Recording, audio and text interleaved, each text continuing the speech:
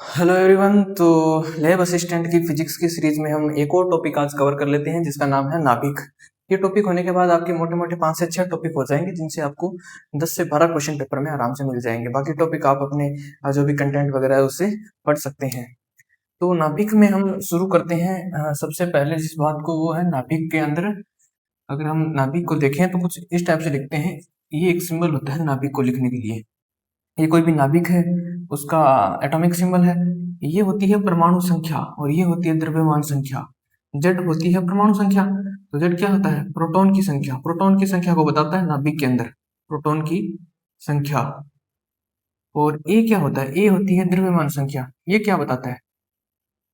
ये बताता है कि नाभिक के अंदर कुल कितने तो प्रोटॉन है और न्यूट्रॉन कितने हैं, दोनों को मिला के टोटल जो नाभिक के अंदर अवयव है वो कितने हैं। तो इनको बोलते हैं टोटल मिला के न्यूक्लियॉन्स। तो इसके अंदर न्यूक्लियॉन्स कितने हैं? तो प्रोटॉन और न्यूट्रॉन को जोड़ दो। ये न्यूट्रॉन की संख्या है, ये प्रोटॉन की संख्या है। तो अगर नाभिक में आपको न्यूट्रॉन की संख्या पूछी जाए कैसे निकालेंगे, तो ए माइनस जेड यही होगी आपकी न्यूट्रॉन की संख्या। मान लीजिए आपके पास ये दे रखा है हीलियम 24 का एक नाभिक दे दिया आपको और इसमें पूछा न्यूट्रॉन कितने हैं, तो ए में से जेड घटाइए, ए में से जेड घटाइए, ये आ गया 2। ये हो गए 2, इसमें न्यूट्रॉन है।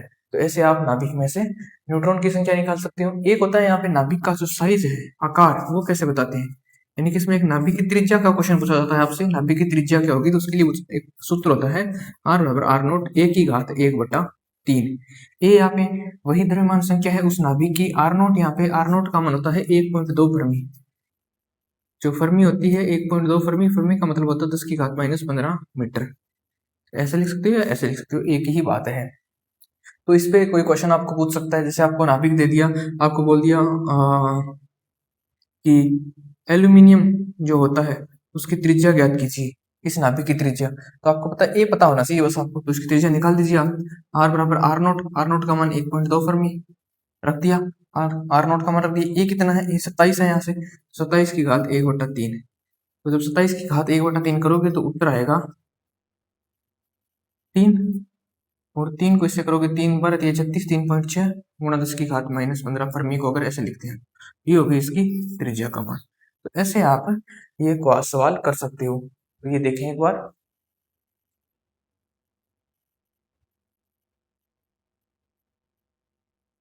अब हम बात करते हैं एक टॉपिक और है जो पूछा जाता है, वो है द्रव्यमान शक्ति और बंधन ऊर्जा। द्रव्यमान शक्ति क्या होती है? द्रव्यमान शक्ति, द्रव्यमान शक्ति निकालना सीखते हैं हम। तो द्रव्यमान शक्ति का मतलब होता है, मान लीजिए एक नाभिक है, उस नाभिक के अंदर, ये जैसे नाभिक है इसके अंदर बहुत सारे अवयव है, इसके प्रोटॉन और न्यूट्रॉन पड़े हुए हैं।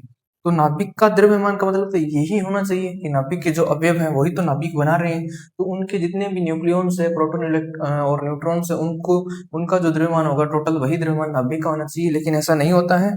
नाभिक का जो द्रव्यमान है वो इनके अवयवों के द्रव्यमान के योग से थोड़ा कम होता है और इसी कमी को हम द्रव्यमान क्षति बोलते हैं। उसको कैसे लिखेंगे कि मान लीजिए इसमें जेड प्रोटॉन है, मान लीजिए कोई नाभिक है ऐसा, इसमें प्रोटॉन कितने हैं? जेड। एक प्रोटॉन का द्रव्यमान एमपी है तो जेड का जेड एमपी हो जाएगा। न्यूट्रॉन कितने हैं? ए माइनस जेड। एक न्यूट्रॉन का एमएन है तो इतने का इतना एमएन हो जाएगा। ये तो हो गया इसके अंदर अवयवों का द्रव्यमान। और मान लीजिए नाभिक का जो, अगर हम तोले नाभिक को मशीन पे ले जाकर तोले, इसका मान लीजिए द्रव्यमान एम आ रहा है, इन दोनों के बीच का जो अंतर है यही होता है द्रव्यमान शक्ति। इसी को बोलते हैं द्रव्यमान शक्ति। तो ये द्रव्यमान शक्ति क्यों हुई और इस द्रव्यमान शक्ति से क्या होगा, तो इससे आइंस्टीन ने बताया कि जितना द्रव्यमान आपकी शक्ति होती है उतनी ही ऊर्जा आपकी नाभिक के अंदर बढ़ जाएगी। तो ये द्रव्यमान शक्ति कहाँ पे चली गई? आपकी इसकी बंधन ऊर्जा को बनाने में चली गई इतना द्रव्यमान। तो बंधन ऊर्जा कैसे लिखते हैं? उसको ईबी से लिखते हैं बंधन ऊर्जा को। बंधन ऊर्जा, तो बंधन ऊर्जा कैसे लिखेंगे? ईबी से। और क्या होगी बंधन ऊर्जा? द्रव्यमान शक्ति गुणा सी स्क्वायर। ये आइंस्टीन के संबंध से हम बता सकते हैं। ये प्रश्न बार बार पूछा जाता है पेपर में। ये डायरेक्ट फॉर्मूला ही, यहाँ से न्यूमेरिकल पूछा जा सकता है। आपको ईबी बंधन ऊर्जा दे दी जाएगी और पूछ लेगा डेल्टा एम द्रव्यमान शक्ति बताइए। तो एक चीज यहाँ पे ये भी ध्यान रखनी है आपको, जो द्रव्यमान होता है नाभिक का उसको हम एएमयू में लिखते हैं। और एक एएमयू कितना होता है? 1.67 गुणा 10 की घात -27 किलोग्राम में इतना होता है। एक चीज और ध्यान रखें, एक एएमयू जो द्रव्यमान है उसके उसके जो अंदर बंधन ऊर्जा होगी एक एएमयू, इसमें कुछ ना कुछ ये बंधन ऊर्जा बन रही है इस द्रव्यमान शक्ति से। एक एएमयू द्रव्यमान शक्ति से कितनी बंधन ऊर्जा बनेगी, वो बनेगी 931.5 मेगा इलेक्ट्रॉन वोल्ट। तो ये भी आप एक चीज ध्यान रखें, सीधा प्रश्न पूछा जा सकता है ये भी। अब कई बार प्रश्न आ जाए, मान लिया आपके पास आपको दे दी बंधन ऊर्जा दे दी, और फिर इसमें पूछ लिया जाएगा आपसे कि कितना इसमें द्रव्यमान शक्ति है। मान लीजिए आपको बंधन ऊर्जा दे रखी है, ईबी के मान क्वेश्चन में दे दिया आपको एक, और आपको बोला है ईबी का मान है आपका लगभग 466 मेगा इलेक्ट्रॉन वोल्ट। इतनी बंधन ऊर्जा है, फॉर एग्जांपल लेते हैं कोई, इतनी बंधन ऊर्जा अगर है तो बताइए इसके लिए द्रव्यमान शक्ति कितनी होगी। तो नाभिक की द्रव्यमान शक्ति बतानी है, द्रव्यमान शक्ति बताने के लिए आप ये संबंध यूज कर सकते हैं ईबी। और दूसरी जो चीज हमने बताई आपको कि द्रव्यमान शक्ति और संबंध निकालने के लिए फॉर्मूला ना लगाएं तो एक चीज और कर सकते हैं आप, ये वाली जो लाइन है इसको यूज कर सकते हैं कि अगर एक एएमयू द्रव्यमान शक्ति होती है तो उसके लिए इतनी बंधन ऊर्जा बनेगी।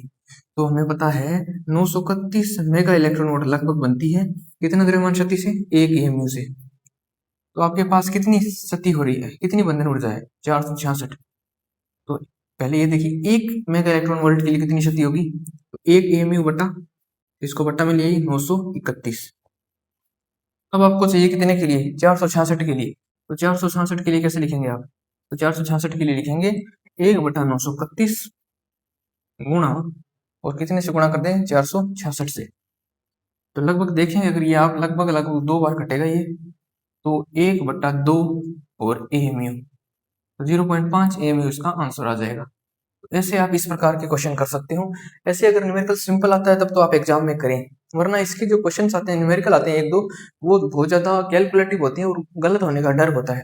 इसलिए आप कोशिश करें, अगर लास्ट टाइम में आपने नहीं पढ़ रखा है तो इसका जो थ्योरेटिकल क्वेश्चन है वही करें। थ्योरेटिकल क्वेश्चन भी एक दो क्वेश्चन आ जाते हैं डायरेक्ट से। तो चलिए नेक्स्ट आगे बात करते हैं।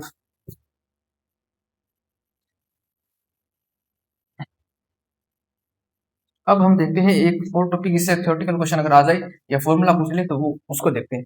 रेडियो एक्टिविटी अब तक नहीं पूछा है, शायद इस बार पूछ ले। रेडियो एक्टिविटी क्या होती है, रेडियो एक्टिविटी।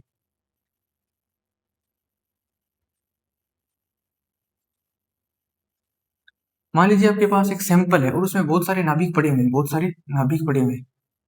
ये नाभिक इसमें पड़े हुए हैं, मान लीजिए शुरू में एन नाभिक हमने लिए थे यहाँ पे, किसके, यूरेनियम की, यूरेनियम के नाभिक है ये, यूरेनियम के।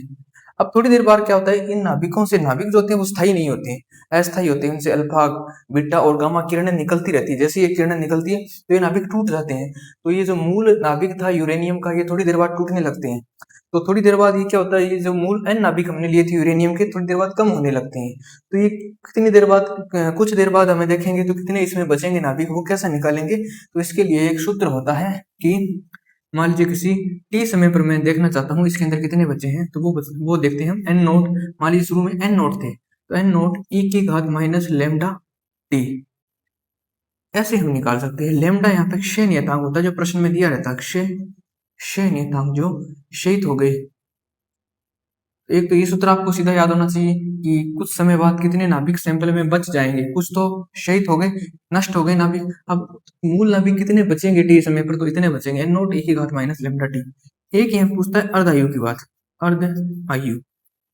अर्ध आयु का मतलब क्या होता है, अर्ध आयु का मतलब होता है जब शुरू में एन नोट थे और एक ऐसा समय आ जाएगा, एक ऐसा समय आ जाएगा जब मूल जो यूरेनियम के नाभिक है वो एन नोट बाय 2 ही रह जाएंगे, यानी कि शुरू से आधे रह जाएंगे। तो वो टाइम कितना होगा, कितना टाइम लगेगा उसमें, उसी को बोलते हैं अर्ध आयु। तो अर्ध आयु कैसे लिखते हैं, टी एक हाफ, और इसका जो मान होता है वो एल एन 2 बटा लेमडा, log 2 बटा लेमडा, ये इसका सूत्र होता है अर्ध आयु निकालने का। सीधा पूछा जा सकता है ये। अगर मान देखिए ln 2 का मान रख दो, ln 2 का मान होता है 0.693 बटा लेमडा। आपको लेमडा का मान देखिए अर्ध आयु निकलवाया जा सकता है। लेमडा का मान दे देगा कुछ प्रश्न में और आपको बोलेगा अर्ध आयु निकालिए इस नाभिक की, तो ये फॉर्मूला लगाइए 0.693 बटा लेमडा। जैसे एक बार क्वेश्चन पूछा, तो इसको थोड़ा एक क्वेश्चन को ऐसा भी देख सकते हैं आप। क्वेश्चन ये पूछा कि मान लीजिए किसी नाभिक की, मान लीजिए किसी नाभिक की जो अर्ध आयु है वो 12.5 वर्ष है। तो अर्ध आयु कितनी है, 12.5 वर्ष। और इसमें पूछा है कि 25 वर्ष बाद, 25 वर्ष बाद कितने नाभिक बचेंगे, कितने नाभिक बचेंगे। बचेंगे। तो आपको पता है, हमने बता यही तो बताना चाहते हैं, हमारा यही तो टारगेट है रेडियो एक्टिविटी को पढ़ने का, कि हम ये बता सकें कि कुछ समय बाद मूल नाभिक कितने बच जाएंगे। तो इसके लिए एक तो तरीका ये है, ये वाला सूत्र लगाइए, शुरू में कितने थे, बाद में क्या होगा, कैसे होगा। तो लेकिन इसके लिए हमें शुरू में कितने थे वो नहीं दे रखा है, तो इससे तो नहीं हो पाएगा। एक दूसरा तरीका सोचिए आप, अर्धायु देखिए 12.5 वर्ष। अर्धायु का मतलब क्या है कि 12.5 वर्षों बाद आधा आधे नाभिक रह जाएंगे। 12.5 वर्षों में आधे ही नाभिक रह जाएंगे। और आपको पूछा कितने वर्षों बाद है, 25। 25 जो होता है वो 12.5 का 2 गुना है, यानी कि ये एक अर्धायु के बाद, और 25 बोले तो 2 अर्धायु के बाद। शुरू में कुछ थे, उसके बाद 12.5 वर्षों के बाद क्या होगा, आधे रह जाएंगे। फिर अगले 12.5 वर्षों बाद, तो टोटल मिला के कितने वर्ष हो गए, 25 वर्ष। कुल यहाँ से यहाँ तक गए, फिर यहाँ से यहाँ तक गए, कितने वर्ष हो गए, 25 वर्ष। यहाँ से यहाँ तक गए तो कितने वर्ष है, आधे।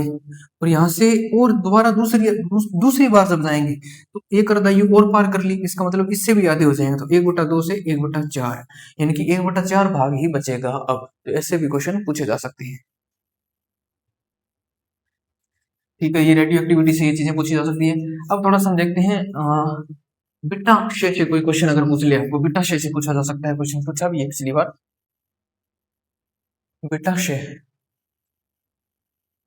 बीटा शेक का मतलब क्या होता है, नाभिक के अंदर जो इलेक्ट्रॉन, प्रोटॉन और न्यूट्रॉन है, वो भी अपने आप एक दूसरे में रूपांतरित होते रहते हैं। जैसे मान लीजिए न्यूट्रॉन है, न्यूट्रॉन प्रोटॉन बन जाएगा कभी, न्यूट्रॉन प्रोटॉन बन जाएगा। प्रोटॉन ये होता है 1 1, न्यूट्रॉन 0 1 से लिखते हैं।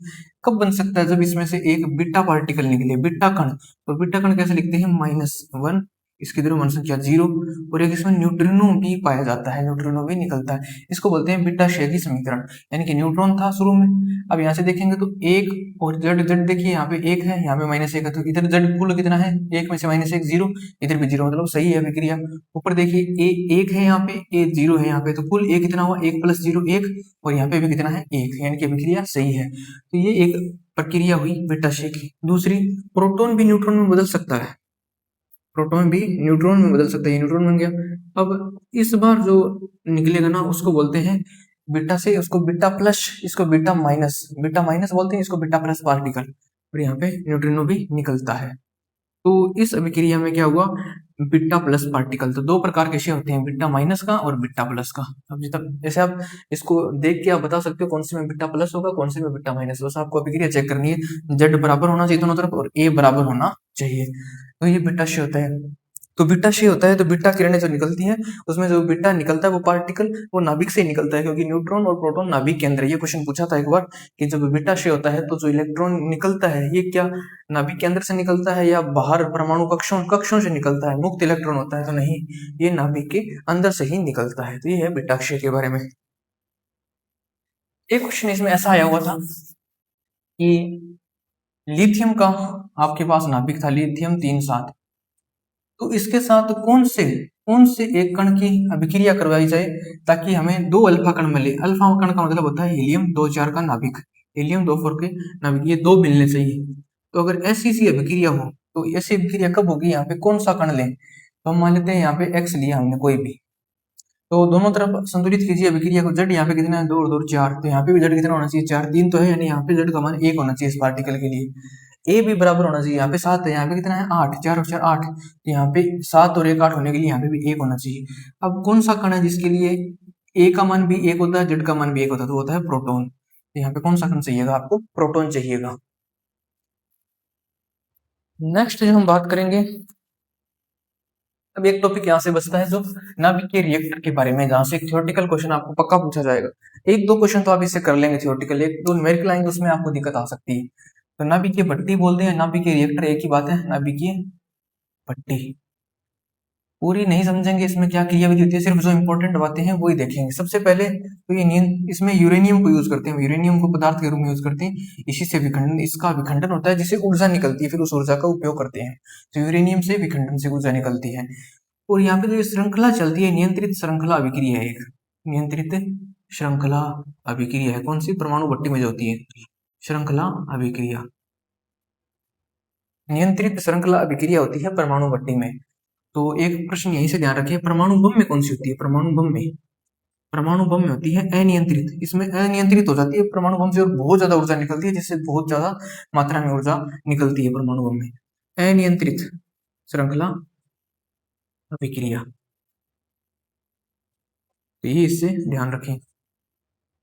और क्या याद रखना है यहाँ से, अब यहाँ पे क्या होता है, यूरेनियम होता है, यूरेनियम पे क्या करते हैं, यूरेनियम पे न्यूट्रॉन को इस पे स्ट्राइक करवाते हैं, जिससे क्या होता है, यूरेनियम नाभिक आगे विखंडित होता है और विखंडन से ऊर्जा मिलती है।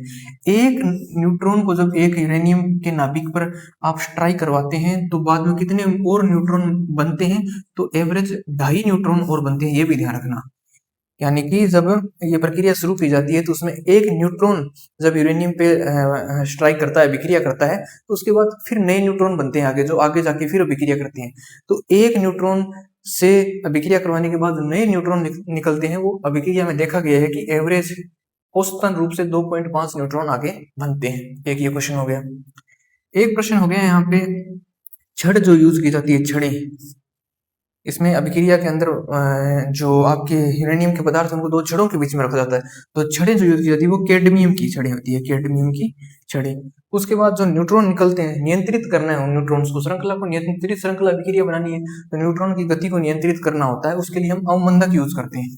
अवमंदक के रूप में क्या प्रयोग करते हैं यहाँ पे, अवमंदक के रूप में प्रयोग करते हैं एक तो भारी जल D2O, भारी जल, और एक प्रयोग करते हैं हम यहाँ पे ग्रेफाइट। ये दो चीजें यूज करते हैं। ये प्रश्न भी पूछा गया है और पूछा जा सकता है, इस पर ग्रेफाइट का पूछा जा सकता है, तो अवमंदक के रूप में ग्रेफाइट का प्रयोग करते हैं। ये हो गया इसके लिए थ्योरेटिकल क्वेश्चन।